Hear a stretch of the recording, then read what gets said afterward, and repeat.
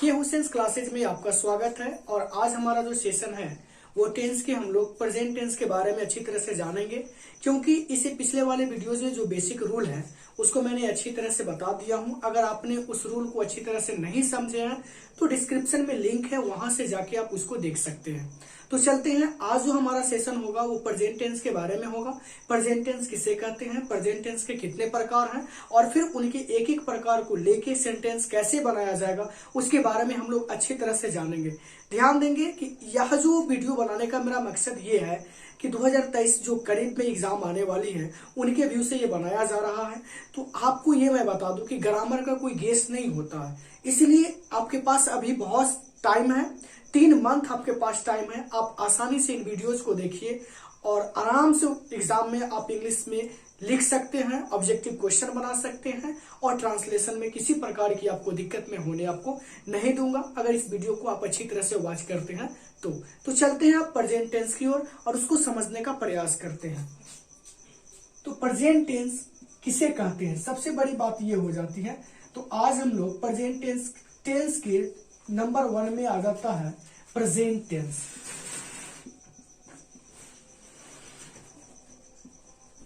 जिसको बोलते हैं हिंदी में वर्तमान काल। वर्तमान काल, ये प्रेजेंट टेंस किसको कहते हैं इसके बारे में अच्छी तरह से जानने का आज हम प्रयास करेंगे कि इसको कैसे जाना जाएगा। प्रेजेंट टेंस का मतलब होता है साथियों कि यदि वाक्यों से बोध हो कि कर्ता वर्तमान में कुछ है या कुछ कर रहा है, मतलब क्रिया का ऐसा रूप जो वर्तमान में है उसे हम लोग क्या बोलते हैं, प्रेजेंट टेंस कहते हैं। मतलब इस पर ध्यान देंगे कि यदि वाक्यों से बोध हो कि, यदि वाक्यों से बोध हो कि कर्ता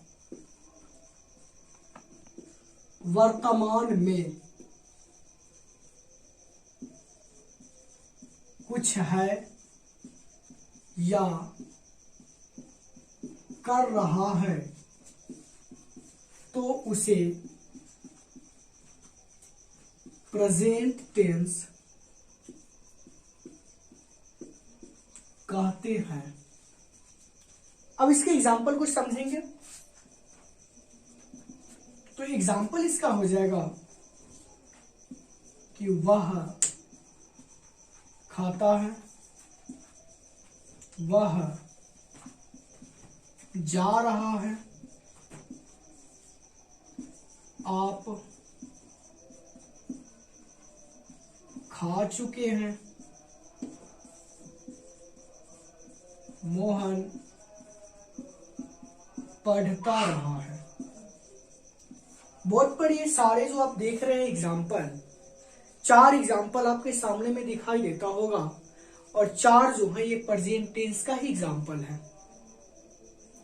यहां पे समझने की बात ये है कि ये 4 जो एग्जाम्पल है ये 4 टेंस पे बनेंगे और ये सारे सेंटेंस हो जाएंगे वो प्रेजेंट टेंस का हो जाएगा। तो कहने का मतलब ये है कि हम इन प्रेजेंट टेंस के जो जो प्रकार होंगे उनको हम अच्छी तरह से एक्सप्लेन करेंगे।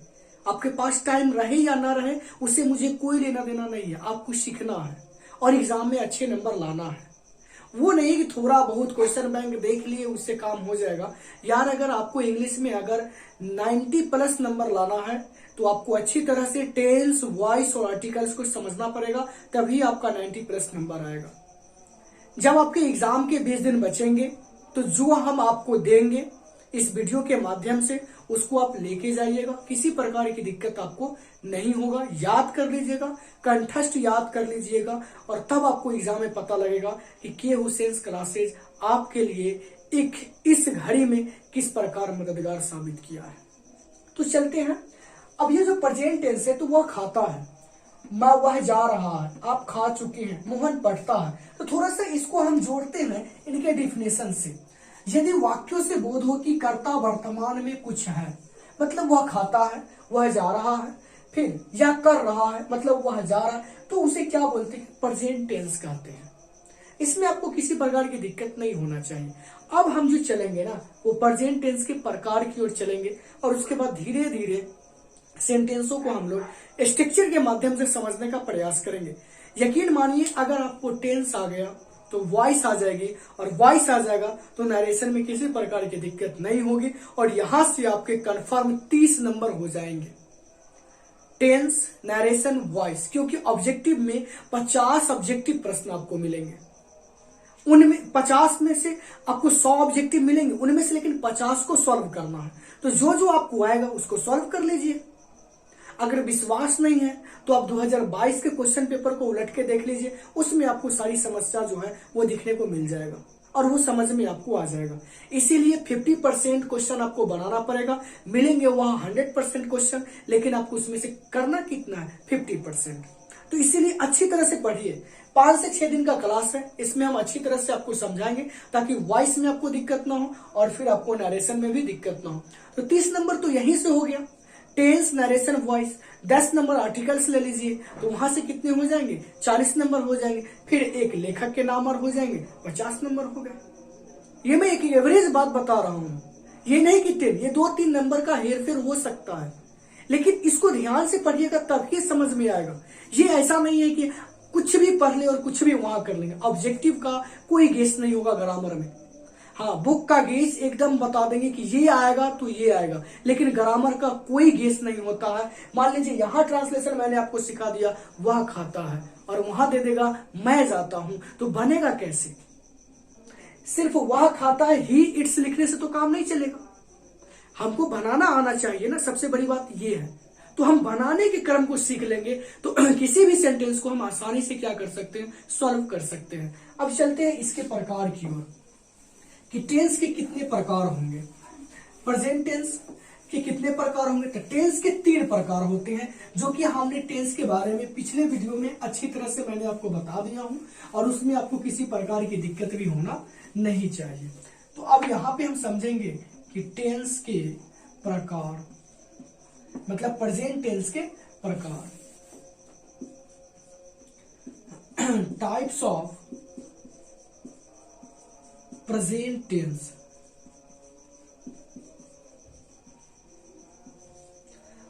अब यहां पे हो जाएंगे कि प्रेजेंट टेंस के, हिंदी इंग्लिश दोनों लेके चलिएगा, अच्छा रहेगा। प्रेजेंट टेंस के 4 प्रकार होते हैं। प्रेजेंट टेंस के 4 प्रकार होते हैं। There are 4 types of present tense. Number 1, present in definite tense. Number 2, present in perfect tense. Number 3, present perfect tense. और number 4, present perfect continuous tense. ये 4 इनके प्रकार हैं। टेंस के 3 प्रकार होते हैं, present tense, past tense, future tense. और उनमें से प्रेजेंट टेंस के बारे में डिफिनेशन मैंने बता दिया आपको अच्छी तरह से। और प्रेजेंट टेंस के 4 प्रकार होते हैं, present indefinite tense, present imperfect tense, present perfect tense, present perfect continuous tense.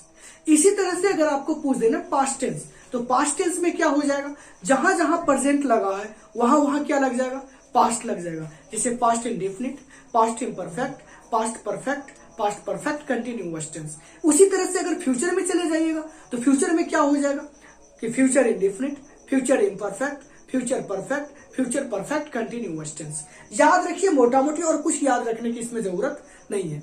अब हम क्या करेंगे कि इनमें से बारी बारी से सारे सेंटेंस टेंस को लेके चलेंगे और उसका समझने का हम लोग क्या करेंगे, प्रयास करेंगे। कि अब जो यहाँ पे ध्यान देंगे कि प्रेजेंट इंडेफिनिट टेंस की पहचान जानेंगे, इसके स्ट्रक्चर जानेंगे, इसके बनाने का रूल जानेंगे। यकीन मानिए कि इन चारों टेंस अगर आपको आ गया ना, तो उधर जो 8 टेंस बच जाते हैं उसमें आपको थोड़ा सा भी दिक्कत मैं होने नहीं दूंगा और उसमें ज्यादा झंझट भी नहीं होगा। बस ये 4 मेन है, इन चारों को अगर समझ लीजिएगा तो पास्ट भी बन जाएगा, फ्यूचर भी बन जाएगा। थोड़ा सा स्ट्रक्चर में चेंजिंग आएगा, थोड़ा सा पहचान में चेंजिंग आएगा और कुछ बाकी चेंज करने की जरूरत नहीं है। तो ध्यान देंगे कि अभी जो हम पढ़ेंगे प्रेजेंट इंडेफिनिट टेंस के पहचान के बारे में, उसके स्ट्रक्चर के बारे में, अगर टाइम मिला तो फिर, नहीं तो फिर नेक्स्ट वीडियो में इसको लेके चलेंगे। हम पूरी टेंस आज करने नहीं जा रहा हूं, घबराने की जरूरत भी आपको नहीं है। याद रखिएगा, ऑब्जेक्टिव, सब्जेक्टिव प्लस आपके एग्जाम में जो ट्रांसलेशन पूछे जाएंगे वो इसी चैनल से डायरेक्ट आपके सवाल में क्वेश्चन मिलने का चांस है 100%। लिख के रख लीजिए। तो अब यहां पे हम क्या करेंगे कि प्रेजेंट इंडेफिनिट टेंस के पहचान के बारे में आपको बताएंगे कि क्या होता है प्रेजेंट इंडेफिनिट टेंस के पहचान। अगर पहचान याद रखिएगा तो ट्रांसलेशन बन जाएगा और स्ट्रक्चर याद रखिएगा तो आपके ऑब्जेक्टिव क्वेश्चन बन जाएंगे। तो चलिए, नंबर 1 आपका है प्रेजेंट इंडेफिनिट टेंस। अब इसके पहचान के बारे में जानेंगे कि इसका पहचान क्या होगा। तो लिखेंगे, जिस हिंदी मुख्य क्रिया के, राइटिंग समझ में ना आए तो सुन के आप नोट कर सकते हैं। जिस हिंदी मुख्य क्रिया के अंत में ता है, ती है या ते है इत्यादि लगा रहे तो ऐसे वाक्यों को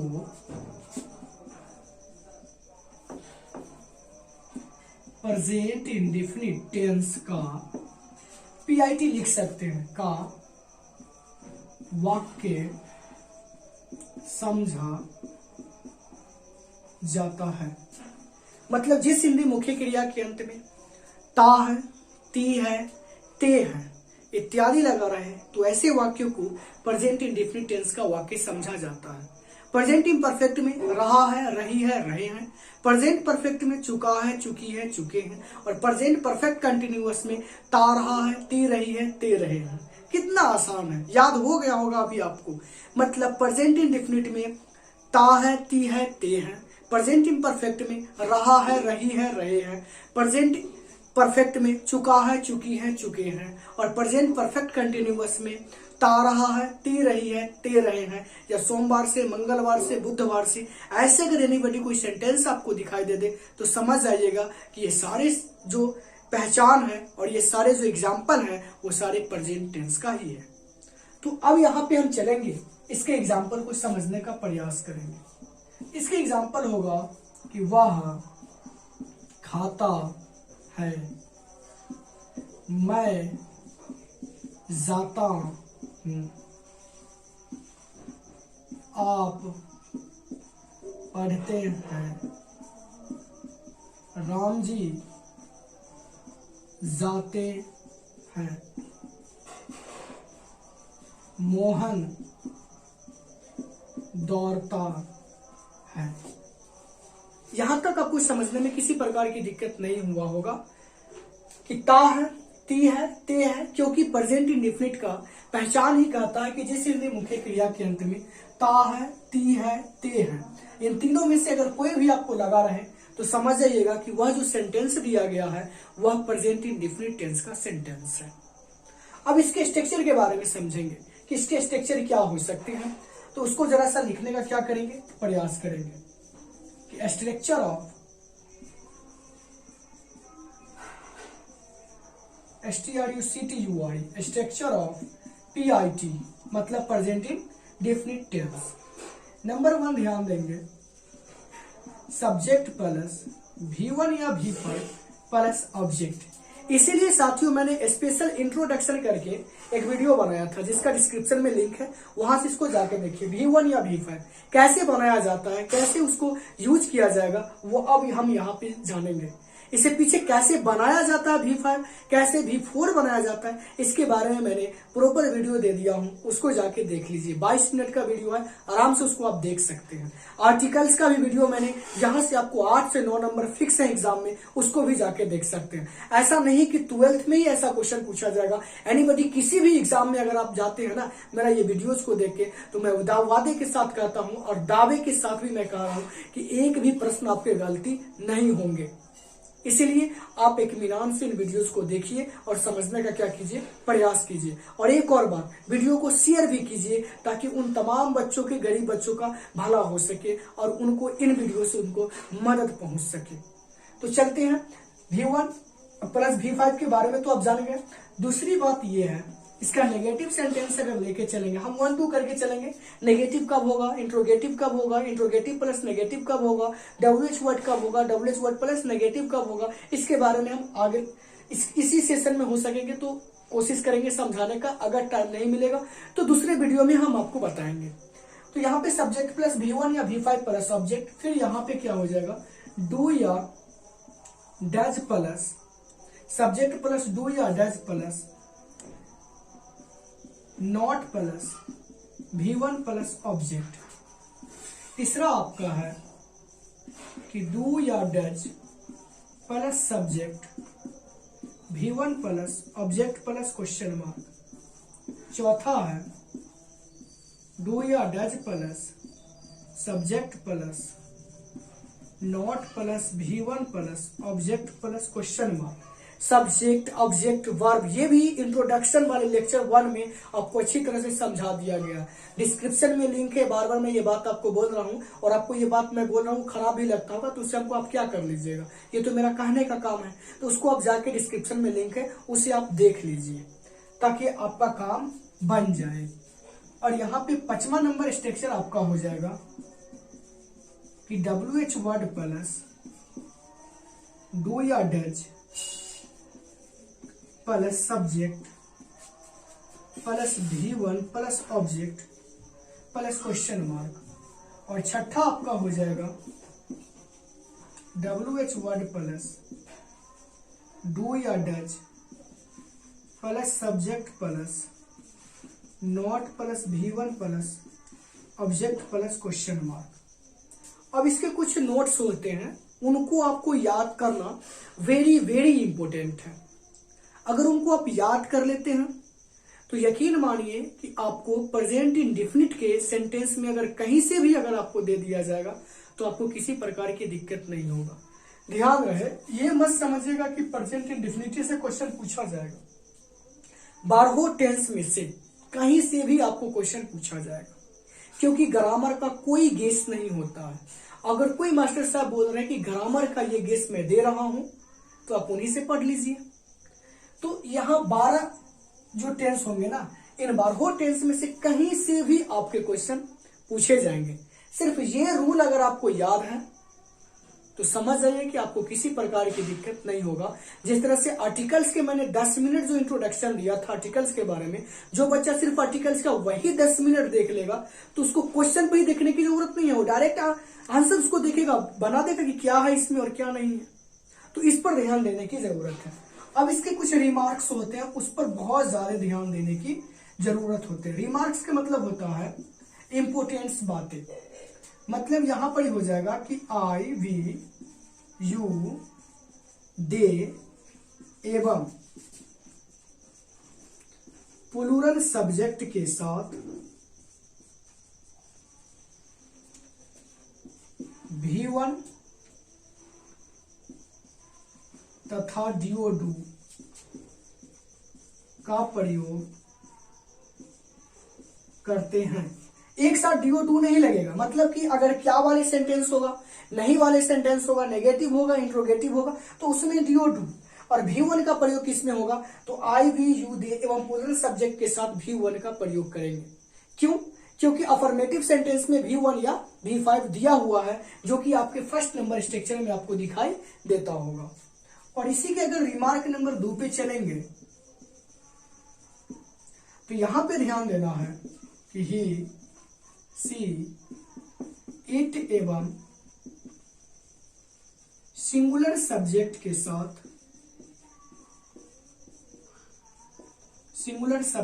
साथ V5 तथा DOES डज का प्रयोग करते हैं। ध्यान देंगे, V5 के मतलब मैंने बताया था कि V1 प्लस एस या ES बराबर क्या हो जाता है, V5। ये हम पिछले वाले वीडियो में अच्छी तरह से बता चुका हूं, उसको जाके आप अच्छी तरह से देख लीजिए ताकि इसमें आपको किसी प्रकार की दिक्कत ना हो। तो मैं उम्मीद करता हूं कि यहां तक आपको सफर करने में किसी प्रकार की दिक्कत नहीं हुआ होगा और मैं आपको दिक्कत भी नहीं होने दूंगा। मैं कोशिश कर रहा हूं कि इन चीजों को आप अच्छी तरह से एक बार याद कर लें। याद कर लेने से क्या हो जाएगा कि आपकी जो बनाने में जो सवाल है ना, उनमें आपको हेल्पफुल महसूस होगा। आप उसको अच्छी तरह से क्या कर सकते हैं, बना सकते हैं। तो आशा करते हैं कि आज भर के लिए जो सेशन है ना, इसमें हम यहीं तक आपको छोड़ेंगे, क्योंकि इससे आगे जो सीरीज हमारी आने वाली है उसमें सेंटेंस बनाने का तरीका भी सिखाएंगे, जिसमें आपको ट्रांसलेशन जो 5 नंबर में पूछे जाते हैं वो भी सिखाऊंगा, और विथ ऑब्जेक्टिव के साथ मैंने कैसे ऑब्जेक्टिव को बनाया जाएगा, जैसे प्रेजेंट इंडेफिनिट पर आधारित अगर प्रश्न आपसे पूछा जाएगा तो उसको कैसे बनाया जाएगा, उसके बारे में मैं अच्छी तरह से नेक्स्ट वीडियो में लेके आ रहा हूं। तो इत्मीनान से इन वीडियोज को देखिए, अपने साथियों के साथ इसे शेयर कीजिए। चैनल पे अगर आप नए होंगे तो इसे सब्सक्राइब जरूर कीजिए और लाइक इसे जरूर दीजिए। और साथियों, इसके पढ़ाने में अगर हमसे किसी प्रकार की अगर वर्ड में मिस्टेक हो गया होगा तो उसे आप कोशिश करें कि उसे क्षमा करने का कोशिश करें, क्योंकि हर इंसान से कुछ न कुछ गलतियां होती रहती हैं। कोई इस दुनिया में ऐसे नहीं है जो उनसे गलतियां नहीं होंगी। तो इसीलिए इन्हीं शब्दों के साथ मैं अपनी वीडियो को समाप्त करता हूं और फिर मिलेंगे नेक्स्ट वीडियो में। तब तक के लिए थैंक्स।